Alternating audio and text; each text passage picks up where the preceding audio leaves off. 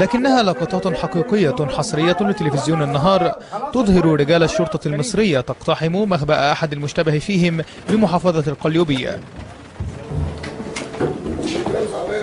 هم يبحثون عن السلاح غير المرخص الذي انتشر بعد أحداث 28 من يناير بين الخارجين على القانون والهاربين من السجون العمومية، وساعد على انتشار عمليات السطو والترويع.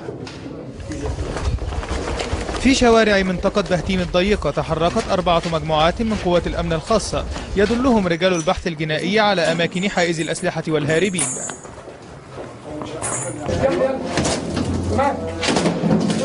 في هذا المكان لم يعثر على أي من المشتبه فيهم.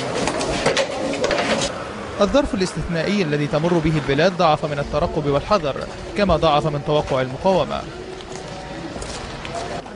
5 المضبوطين ولا مقاومة تذكر حتى الآن أمام قوات الأمن في منطقة بهتيم.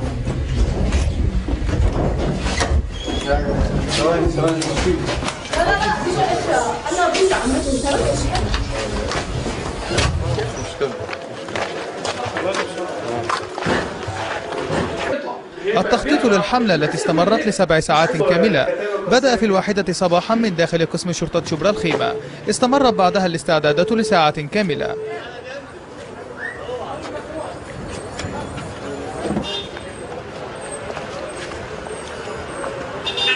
أهم حاجة إن احنا نأمن نفسنا ونأمن الناس اللي موجودة في المنطقة، ونعرف واحنا بنتعامل فين وايه المكان اللي احنا بنتعامل فيه، علشان ما يحصلش إصابة لأي حد ملوش ذنب في المكان اللي احنا داخلين نجيب منه الشخص المطلوب.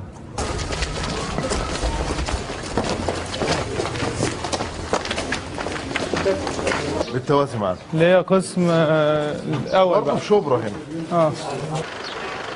8 صباحا أمام قسم شرطة شبرا الخيمة من جديد، لكن هذه المرة بصحبة عدد كبير من المضبوطين. حاتم حسين، تلفزيون النهار.